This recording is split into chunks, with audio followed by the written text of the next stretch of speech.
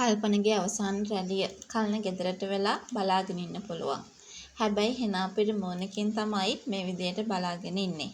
ඉතින් ඒ දෙයට හේතුව මොකක් වෙන්න පුළුවන්ද? අපි අද ඒ ගැන තමයි කතා කරන්න සූදානම් වෙන්නේ. ඒ වගේම අවසාන රැළිය නිසා කේන්ති යන කලන බලන් ඉන්න අවස්ථාවකදීම කල්පන නයන්ට මොන වගේ දෙයක් කරાવી කියලාද ඔයාට හිතෙන්නේ? නයන තමයි ගොඩාක් දේවල් විනාශ කරේ කල්පනගේ ජීවිතේ. ඉතින් වීඩියෝ එකට යන්නට මත්තෙන් මතක් කරන්නට කැමැත්තක් තිබෙනවා. ඒ තමයි මේ වගේ වීඩියෝස් දිනපතාම බලන්නට කැමැත්තක් දක්වන කෙනෙක් නම් ඔයාලට පුළුවන් මගේ channel එක subscribe කරන්න. ඒ වගේම like කරන්න, comment කරන්න, තවත් නොදන්න යාළුවෙක් වෙනුවෙන් share කරන්නත් අමතක කරන්න නම් එපා.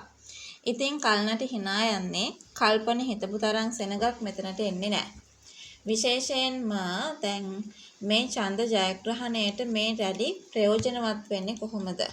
දැන් ගෙදර ඉඳන් ඔය රැලි ගැන බලන්න සෝෂල් මීඩියා තුලින් ඇතුළු මාධ්‍ය වලින් පුළුවන්කම ලැබෙනවා. එතකොට වැඩිපුරම ජනකායක් මේ දේශපාලනය කරන කෙනා අතරේ බෙදී ගිහින් තියෙනවා කියලා දැක්කොත් එහෙම කෙනෙක්ට උනන්දුවක් ඇති වෙන්න පුළුවන් ඒ පුද්ගලයා හොඳ කෙනෙක් වෙන්නේ නැති කියලා එයාට මනාපය පළ කරන්න. හැබැයි කල්පන හිතාගෙන හිටිය විදියට ඒකමවල පෙන්වන්න පුළුවන් කමක් ලැබෙන්නේ නැහැ.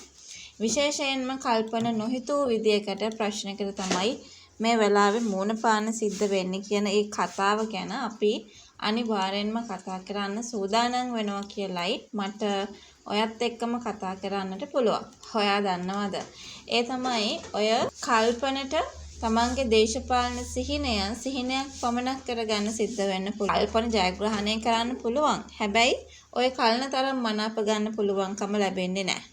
ඉතින් අන්න එහෙම පසුබිමකදී කල්නට දේශපාලන බලය හම්බුණාට පස්සේ අනිවාර්යෙන්ම කල්නට වඩා පහත් මට්ටමක තමයි ඔන්න ඔය කල්පනට ඉන්නට සිදු වෙනවා ඇත්තේ. ඒ වගේම තමයි මේ නයන කරපු වැඩ නිසා තමයි මේ හැම දෙයක්ම සිද්ධ වෙලා තියෙන්නේ. අන්න එහෙම නයනගේ පිටින් මේ වැරද්ද සම්පූර්ණයෙන්ම දාන්න කටයුතු කරයි කියන ඒ කතාව ගැන තමයි අපි මතක් කරගන්නටත් ඕනේ. ඉතින් ඒ වගේ පසුබිමකදී අපිට බලාපොරොත්තු වෙන්න පුළුවන් නයනට ගුටි කන්න පවා සිද්ධ වෙනවා කියන ඒ කතාව ගැන.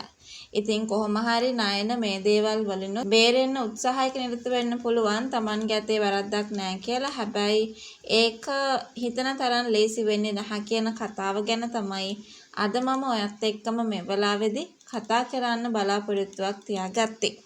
ඉතින් කොහොම හරි නයනට අනිවාර්යෙන්ම කල්පනගෙන් දෝෂාරෝපණයක් එනවා සහ නැවත වතාවක් නම් කෙදිනකදවත් නයනගේ සංගීත කණ්ඩායම් ප්‍රයෝජනයට ගන්න Taman විශ්වාස කරන්නේ නැහැ කියලයි අපි අද මේ වෙලාවේ ආත් එක්ක මතක් කරන්නේ.